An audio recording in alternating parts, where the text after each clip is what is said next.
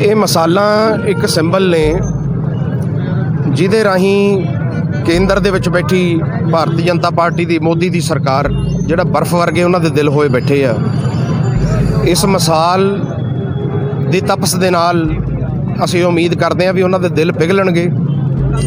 ਜੋ ਲੱਖਾਂ ਦੀ ਤਾਦਾਦ ਦੇ ਵਿੱਚ ਭਾਵੇਂ ਕਿਸਾਨ ਹੈ ਭਾਵੇਂ ਮਜ਼ਦੂਰ ਹੈ ਹਿੰਦੁਸਤਾਨ ਦਾ, ਦਿੱਲੀ ਦੇ ਬਾਰਡਰਾਂ ਦੇ ਉੱਤੇ ਬੈਠਾ ਉਹਨਾਂ ਨੂੰ ਬੇਨਤੀ ਕਰ ਰਿਹਾ, ਆਪਣੇ ਪਰਿਵਾਰਾਂ ਦੇ ਨਾਲ ਅਸੀਂ ਸਾਰੇ ਉੱਥੇ ਬੈਠੇ ਹਾਂ, ਉਹਨਾਂ ਨੂੰ ਬੇਨਤੀ ਕਰ ਰਹੇ ਹਾਂ ਵੀ ਤੁਸੀਂ ਸਾਡੀ ਗੱਲ ਸੁਣੋ ਔਰ ਜਿਹੜੇ ਤੁਸੀਂ 3 ਕਾਲੇ ਕਾਨੂੰਨ ਜਿਹੜੇ ਲੈ ਕੇ ਆਏ ਆ ਕਿਸਾਨੀ ਦੇ ਖਿਲਾਫ, ਮਜ਼ਦੂਰਾਂ ਦੇ ਖਿਲਾਫ, ਉਹਨਾਂ ਨੂੰ ਵਾਪਸ ਲਓ।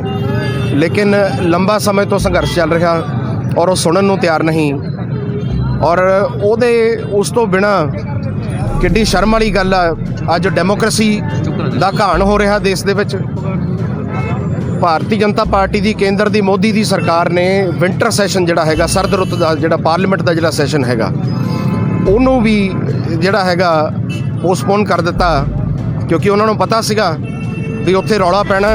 ਮੀਡੀਆ ਨੂੰ ਮਜਬੂਰਨ ਜੋ ਦੁਨੀਆ ਦੀ ਜਿਹੜਾ ਮੀਡੀਆ ਹੈਗਾ ਉਹਨੂੰ ਕਵਰੇਜ ਕਰਨੀ ਪੈਣੀ ਆ ਪਾਰਲੀਮੈਂਟ ਦੇ ਵਿੱਚ। ਤਾਂ ਇਸੇ ਕਰਕੇ ਜਿਹੜਾ ਸਰਦ ਰੁੱਤ ਦਾ ਸੈਸ਼ਨ ਹੈਗਾ ਉਹਨੂੰ ਕੈਂਸਲ ਕਰਨ ਦਾ ਮਤਲਬ ਇਹ ਆ ਵੀ ਉਹ ਭੱਜ ਗਏ ਆ ਔਰ ਕੋਈ ਹਜੇ ਤੱਕ ਪੋਜ਼ਿਟਿਵ ਸਾਈਨ ਉਹਨਾਂ ਨੇ ਨਹੀਂ ਦਿੱਤਾ ਹੈਗਾ ਵੀ ਕੀ ਕਦਮ ਉਹ ਚੱਕਣ ਜਾ ਰਹੇ ਨੇ। ਸਿਰਫ ਮੀਟਿੰਗਾਂ ਤੇ ਲਾਰੇ ਉਹ ਰੱਖ ਰਹੇ ਆ।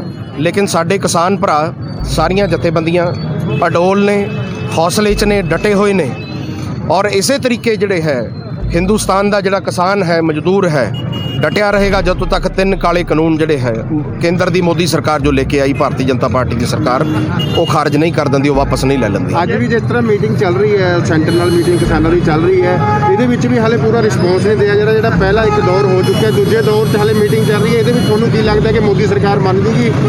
ਸਮਾਂ ਟਪਾ ਰਹੇ ਨੇ ਉਹ, ਪਰ ਅਸੀਂ ਅਡੋਲ ਹਾਂ, ਅਸੀਂ ਖੜ੍ਹੇ ਹਾਂ, ਕਿਸਾਨ ਖੜ੍ਹਿਆ ਹੈ ਔਰ ਇਸੇ ਤਰੀਕੇ ਖੜ੍ਹੇ ਰਹਾਂਗੇ, ਇਸੇ ਤਰੀਕੇ ਉੱਥੇ ਬੈਠੇ ਰਹਾਂਗੇ। ਔਰ ਅਗਰ ਤੁਸੀਂ ਜਾ ਕੇ ਉੱਥੇ ਬਾਰਡਰ 'ਤੇ ਤੁਸੀਂ ਦੇਖੋ, ਮੈਂ ਪਿਛਲੇ ਹਫ਼ਤੇ ਮੈਂ ਜਾ ਕੇ ਆਇਆ, ਸਾਡੀਆਂ ਵੀ ਵਾਰੀਆਂ ਬੰਨੀਆਂ ਹੋਈਆਂ। ਯੂਥ ਕਾਂਗਰਸ ਆਪਣੇ ਤੌਰ 'ਤੇ ਉੱਥੇ ਪਹੁੰਚ ਰਹੀ ਹੈ, ਸੇਵਾ ਵੀ ਕਰ ਰਹੀ ਆ। ਇਕੱਠ ਵੱਧਦਾ ਜਾ ਰਿਹਾ ਦਿਨ ਬ ਦਿਨ ਔਰ ਪ੍ਰੈਸ਼ਰ ਵੱਧਦਾ ਜਾ ਰਿਹਾ ਹੈ ਔਰ ਅਸੀਂ ਤਾਂ ਪ੍ਰਮਾਤਮਾ ਦੇ ਅੱਗੇ ਅਰਦਾਸ ਕਰਦੇ ਹਾਂ ਵੀ ਉਹਨਾਂ ਦੇ ਮਨ ਦੇ ਵਿੱਚ ਭਾਰਤੀ ਜਨਤਾ ਪਾਰਟੀ ਦੀ ਜਿਹੜੀ ਕੇਂਦਰ ਦੀ ਸਰਕਾਰ ਆ, ਮੋਦੀ ਦੀ ਜਿਹੜੀ ਸਰਕਾਰ ਆ, ਕੋਈ ਮਾੜਾ ਮੋਟਾ ਅਲਖ ਜਗੇ, ਕੋਈ ਮਾੜਾ ਮੋਟਾ ਰਹਿਮ ਆਵੇ। ਇਤਨਾ ਵੀ ਡਿਕਟੇਟਰ ਦੇ ਤੌਰ 'ਤੇ ਜੋ ਉਹ ਰਾਜ ਕਰ ਰਹੇ ਆ, ਕੋਈ ਮਾੜਾ ਮੋਟਾ ਤਰਸ ਕਰਨ ਔਰ ਜਿਹੜੇ ਕਾਲੇ ਕਾਨੂੰਨ ਨੇ ਉਹਨਾਂ ਨੂੰ ਉਹ ਖਾਰਜ ਕਰਨ। ਸੌਰੀ,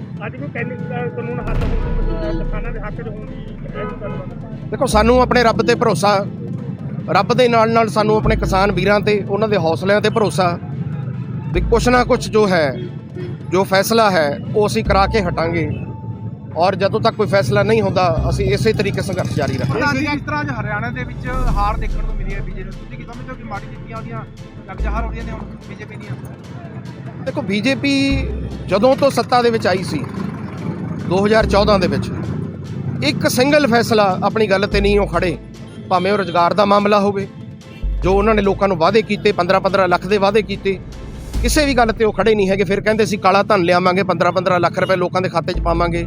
ਲਿਆਏ ਆ ਕੋਈ ਕਾਲਾ ਧਨ ਵਿਦੇਸ਼ਾਂ ਤੋਂ? ਦੱਸਣ। ਫਿਰ ਜਦੋਂ GST ਲਾਗੂ ਕੀਤੀ ਉਦੋਂ ਵਪਾਰੀਆਂ ਨੂੰ ਕਹਿੰਦੇ ਦੇਸ਼ ਦੇ ਬਿਹਤਰੀ ਵਾਸਤੇ ਅਸੀਂ ਕੀਤਾ ਹੈਗਾ। ਦੱਸੋ ਵਪਾਰ ਦਾ ਕੀ ਫਾਇਦਾ ਹੋਇਆ ਉਹਦੇ ਨਾਲ? ਵਪਾਰੀਆਂ ਨੂੰ ਕਿਸੇ ਨੂੰ ਫਾਇਦਾ ਹੋਇਆ? ਅੱਜ ਤੁਸੀਂ ਜਾ ਕੇ ਆਪਾਂ ਰਾਜਪੁਰਾ ਵਿਖੇ ਇੱਥੇ ਖੜੇ ਆ, ਕਿਸੇ ਦੁਕਾਨਦਾਰ ਕੋਲ, ਵੀਰ ਕੋਲ, ਸਾਡੇ ਕੋਲ ਜਾ ਕੇ ਦੇਖ ਲਓ, 10% ਕੰਮ ਰਹਿ ਗਿਆ ਅੱਜ ਦੇ ਟਾਈਮ ਦੇ ਵਿੱਚ। ਆਪਾਂ ਗੱਲ ਕਰਦੇ ਹਾਂ ਜਿਵੇਂ ਮੋਦੀ ਦੀ ਸਰਕਾਰ ਜਾਂ ਕਿਸਾਨਾਂ ਬਾਰੇ ਵੀ ਗੱਲ ਕਰ ਰਹੇ ਹਾਂ, ਹੁਣ ਗੱਲ ਕਰਦੇ ਹਾਂ ਰਾਜਪੁਰਾ 'ਚ ਜਿਵੇਂ MC ਦੇ ਇਲੈਕਸ਼ਨ ਨੇ, MC ਦੇ ਇਲੈਕਸ਼ਨਾਂ ਬਾਰੇ ਤੁਸੀਂ ਕੀ ਕਹਿਣਾ ਚਾਹੁੰਦੇ ਹੋ? ਜਿਵੇਂ ਤਰ੍ਹਾਂ ਦੀਆਂ ਗੱਲਾਂ ਹੋ ਰਹੀਆਂ ਨੇ ਵੀ ਹੋਣਗੇ ਨਹੀਂ ਹੋਣਗੇ, ਇਹਦੇ ਬਾਰੇ ਤੁਸੀਂ ਕੀ ਕਹਿਣਾ ਚਾਹੁੰਦੇ ਹੋ? ਦੇਖੋ, ਡੈਮੋਕ੍ਰੇਸੀ ਦਾ ਪਾਰਟ ਹੈ, ਇੱਕ ਸਰਟਨ ਟਾਈਮ ਲਿਮਿਟ, ਇੱਕ ਬਾਉਂਡਡ ਹੁੰਦੀ ਹੈਗੀ ਆ ਵੀ ਸਰਕਾਰ ਇਸ ਸਮੇਂ ਤੱਕ, ਜਦੋਂ ਤੱਕ ਇਹ ਹੁਣ ਜਿਵੇਂ ਜੂਨ ਜੁਲਾਈ ਦੇ ਵਿੱਚ ਜਿਹੜੀਆਂ ਕਮੇਟੀਆਂ ਹੈਗੀਆਂ ਉਹਨਾਂ ਨੇ ਆਪਣਾ ਉਹਨਾਂ ਦਾ ਜਿਹੜਾ ਸਮਾਂ ਸੀਗਾ ਸਮੁੱਚੇ ਸੂਬੇ ਦੇ ਵਿੱਚ ਉਹ ਖਤਮ ਹੋ ਗਿਆ ਸੀਗਾ ਔਰ ਐਜ਼ ਪਰ ਕਨਸਟੀਟਿਊਸ਼ਨ, ਸੰਵਿਧਾਨ ਦੇ ਮੁਤਾਬਕ ਇਹ ਸਮਾਂ ਤੈਅ ਹੁੰਦਾ ਵੀ ਇੰਨੇ ਸਮੇਂ ਦੇ ਵਿੱਚ ਜਿਹੜਾ ਹੈਗਾ ਸਰਕਾਰਾਂ ਨੂੰ ਇਲੈਕਸ਼ਨ ਕਰਾਉਣੀ ਪੈਂਦੀ ਆ। ਨੋਟੀਫਿਕੇਸ਼ਨ ਜਾਰੀ ਹੋ ਗਿਆ ਹੈਗਾ ਤੇ ਚੋਣ ਕਮਿਸ਼ਨ ਦੇ ਨਾਲ ਜੋ ਚਿੱਠੀ ਲਿਖ ਦਿੱਤੀ ਗਈ ਸੀਗੀ ਸਟੇਟ ਗਵਰਨਮੈਂਟ ਨੂੰ, ਪਹਿਲਾਂ ਚਿੱਠੀ ਜਗਜ਼ਾਹਰ ਹੋਈ ਹੈਗੀ ਆ, ਪਬਲਿਕ ਪਲੇਟਫਾਰਮ ਤੇ ਆਈ ਆ ਤੇ ਸਰਕਾਰ ਨੇ 13 ਫਰਵਰੀ ਤੱਕ ਜੋ ਹੈਗਾ ਮੈਕਸਿਮਮ ਜਿਹੜਾ ਟਾਈਮ ਹੈਗਾ ਵੀ 13 ਫਰਵਰੀ 2021 ਤੋਂ ਪਹਿਲਾਂ ਜਿਹੜਾ ਹੈਗਾ ਚੋਣ ਕਰਾਉਣੀ ਆ ਔਰ ਕਦੇ ਵੀ ਜਿਹੜਾ ਹੈਗਾ ਇਲੈਕਸ਼ਨ ਕਰਾ ਸਕਦੇ ਆ। ਕਾਂਗਰਸ ਪਾਰਟੀ ਸਦਾ ਹੀ ਤਿਆਰ। ਕਾਂਗਰਸ ਪਾਰਟੀ ਨੂੰ ਕਿਵੇਂ ਲੱਗਦਾ ਕਿ ਐਮਸੀ ਦੇ ਇਲੈਕਸ਼ਨਾਂ ਵਿੱਚ ਆਪਾਂ ਕਿੰਨੀ ਸੀਟਾਂ ਜਾਂ ਆਪਣੇ ਜਿਹੜੇ ਉਮੀਦਵਾਰ ਖੜਨਗੇ ਵਾਰਡਾਂ 'ਚ ਵੀ ਕਿੰਨੇ ਆਪਾਂ ਵਾਰਡਾਂ 'ਚ ਆਪਣੀਆਂ ਸੀਟਾਂ ਹੋਣਗੀਆਂ? ਦੇਖੋ ਜਨਤਾ ਮਾਲਿਕ ਹੈ। ਡਿਵੈਲਪਮੈਂਟ ਜਿੱਦਾਂ ਦੀ 2017 ਦੇ ਵਿੱਚ ਜਦੋਂ ਕਾਂਗਰਸ ਦੀ ਸਰਕਾਰ ਪੰਜਾਬ ਦੇ ਵਿੱਚ ਬਣੀ, ਰਾਜਪੁਰਾ ਦੇ ਵਿੱਚ ਮਾਨਯੋਗ ਐਮਐਲਏ ਸਾਹਿਬ ਸਰਦਾਰ ਹਰਦਿਆਲ ਸਿੰਘ ਜੀ ਕੰਬੋਜ ਸਾਹਿਬ ਦੇ ਮੋਢਿਆਂ ਤੇ ਜ਼ਿੰਮੇਵਾਰੀ ਲਾਈ ਗਈ। ਲੋਕਾਂ ਨੇ ਆਸ਼ੀਰਵਾਦ ਦਿੱਤਾ ਉਹਨਾਂ ਨੂੰ ਔਰ ਕਮਾਂਡ ਦਿੱਤੀ। ਦਿਨ ਬ ਦਿਨ ਜਿਹੜਾ ਹੈਗਾ, ਭਾਵੇਂ ਉਹ ਪਿੰਡ ਹੋਣ, ਮੇਰਾ ਬਨੂੜ ਸ਼ਹਿਰ ਹੋਵੇ, ਭਾਵੇਂ ਸਾਡਾ ਰਾਜਪੁਰਾ ਸ਼ਹਿਰ ਹੋਵੇ, ਅਸੀਂ ਡਿਵੈਲਪਮੈਂਟ ਦੀ ਨੇਰੀ ਜੋ ਚੱਕ ਕੇ ਰੱਖੀ ਹੋਈ ਆ ਔਰ ਬੜੀ ਤੇਜ਼ੀ ਦੇ ਨਾਲ ਵਿਕਾਸ ਵੀ ਕਰਾ ਰਹੇ ਹਾਂ, ਖੂਬਸੂਰਤੀਕਰਨ ਵੀ ਕੀਤਾ ਜਾ ਰਿਹਾ ਇਲਾਕੇ ਦਾ।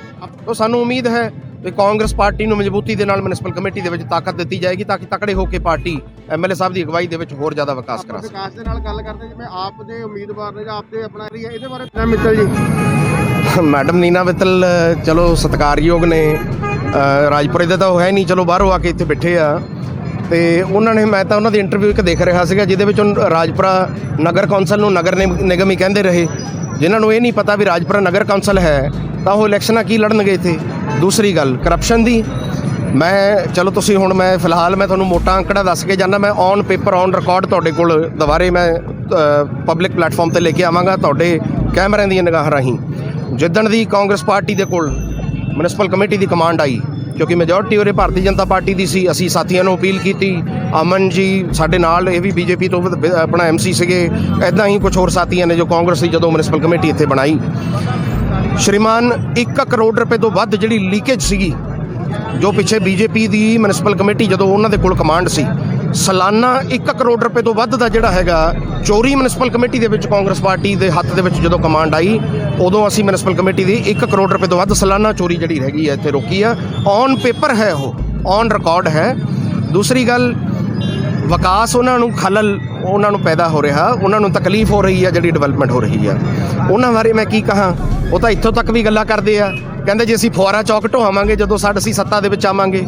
ਜੇ ਕੋਈ ਕਿਸੇ ਨੇ, ਜੇ ਅਸੀਂ ਯੂਥ ਕਾਂਗਰਸ ਵਾਲਿਆਂ ਨੇ ਇਕੱਠੇ ਹੋ ਕੇ, ਅਸੀਂ ਸਾਰਿਆਂ ਨੇ ਰਲ ਕੇ ਸਿਰਫ ਇੱਕ ਗੱਲ ਚਲਾਉਣ ਵਾਸਤੇ ਵੀ ਆਪਣੇ ਇਲਾਕੇ ਪ੍ਰਤੀ ਪ੍ਰੇਮ ਉਜਾਗਰ ਹੁੰਦਾ, ਇੱਕ ਬੋਰਡ ਲਵਾਇਆ ਆਈ ਲਵ ਰਾਜਪੁਰਾ, ਉਹ ਤਾਂ ਉਹਨਾਂ ਤੋਂ ਟੋਲਰੇਟ ਨਹੀਂ ਹੋਇਆ।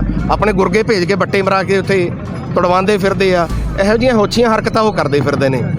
ਨਵੀਂ ਸੜਕ ਬਣੀ ਹੁੰਦੀ ਆ, ਕੁਹਾੜੀ ਲੈ ਆਪਣਾ ਫਾੜਾ ਜਿਹਾ ਲੈ ਕੇ ਉਹ ਆਪ ਪੱਟ ਕੇ ਦੇਖੋ ਜੀ ਖੱਡਾ ਪੈ ਗਿਆ। ਇਹ ਤਾਂ ਉਹਨਾਂ ਦੇ ਹਾਲ ਨੇ। ਇਹ ਤਾਂ ਲੋਕਾਂ ਨੇ ਜਵਾਬ ਦੇਣਾ, ਤੁਹਾਡੇ ਸਾਹਮਣੇ ਆ ਜਾਣਾ। ਡਿਵੈਲਪਮੈਂਟ ਕਿਹਨੇ ਕੀਤੀ ਹੈ, ਕੌਣ ਕਰਵਾ ਰਿਹਾ, ਔਰ ਕਿਹਦੇ ਕੋਲ ਵਿਜ਼ਨ ਹੈ, ਕਿਹਦੇ ਕੋਲ ਸ਼ਮਤਾ ਹੈ, ਕੌਣ ਸ਼ਮਤਾਵਾਨ ਹੈ, ਕਿਹਦੀ ਨੀਅਤ ਹੈ ਕੰਮ ਕਰਾਉਣ ਦੀ, ਉਹ ਲੋਕਾਂ ਨੇ ਤੁਹਾਡੇ ਸਾਹਮਣੇ ਜਦੋਂ ਮਿਊਨਿਸਪਲ ਕਮੇਟੀ ਰਾਜਪੁਰਾ ਦਾ ਰਿਜ਼ਲਟ ਆਏਗਾ ਤੁਹਾਡੇ ਸਾਹਮਣੇ ਆ ਜਾਏਗਾ। ਸੌਰੀ ਗੱਲ ਨਹੀਂ ਕੱਟ ਲਿਓ। ਦੇਖੋ ਮੈਂ ਆਪਣੇ ਵੱਲੋਂ being district president youth Congress, ਅਸੀਂ ਰეკਮੈਂਡੇਸ਼ਨ ਕੀਤੀ ਹੈਗੀ ਆ ਔਰ ਜੋ ਲੀਡਰਸ਼ਿਪ ਨੇ ਸਾਨੂੰ ਮਤਲਬ ਕਿ ਸਾਡੀ ਡਿਊਟੀਆਂ ਲਾਈਆਂ, ਆਪਣੇ ਵੱਲੋਂ ਕਰ ਵੀ ਰਹੇ ਹਾਂ। ਔਰ ਮੈਨੂੰ ਬਹੁਤ ਮੈਂ ਆਸਵੰਦ ਹੈਗਾ, ਜਿੱਦਾਂ ਬਲਾਕ ਸੰਮਤੀਆਂ ਦੇ ਵਿੱਚ ਤੇ ਜ਼ਿਲ੍ਹਾ ਪ੍ਰੀਸ਼ਦਾਂ ਦੇ ਵਿੱਚ ਸਾਨੂੰ ਇੱਕ ਵੱਡਾ ਹਿੱਸਾ ਨੌਜਵਾਨ ਸਾਥੀਆਂ ਨੂੰ ਯੂਥ ਕਾਂਗਰਸ ਨੂੰ ਦਿੱਤਾ ਗਿਆ। ਉਸੇ ਪੈਟਰਨ ਦੇ ਉੱਤੇ ਜੋ ਹੈ ਸਾਨੂੰ ਉਮੀਦ ਹੈ ਵੀ ਮਿਊਨਿਸਪਲ ਕਮੇਟੀ ਭਾਵੇਂ ਰਾਜਪੁਰਾ ਹੈ, ਭਾਵੇਂ ਬਨੂੜ ਹੈ, ਭਾਵੇਂ ਸਮਾਣਾ ਹੈ, ਭਾਵੇਂ ਸਨੌਰ ਹੈ ਤੇ ਭਾਵੇਂ ਪਾਤਣਾ ਹੈ, ਤੇ ਮੇਰੇ ਜ਼ਿਲ੍ਹੇ ਦੇ ਵਿੱਚ ਸਾਰੇ ਕਿਤੇ ਜਿੱਥੇ ਸਾਡੀ ਮਿਊਨਿਸਪਲ ਕਮੇਟੀਆਂ ਦੇ ਚੁਣਾਵ ਹੋਣੇ ਆ, ਤੇ ਸਾਰੀ ਲੀਡਰਸ਼ਿਪ ਨੌਜਵਾਨ ਸਾਥੀਆਂ ਨੂੰ ਵਧੀਆ ਚੰਗੀਆਂ ਸੀਟਾਂ ਤੇ ਜਿਹੜਾ ਹੈਗਾ ਮੌਕਾ ਦੇਗੀ। ਧੰਨਵਾਦ ਜੀ।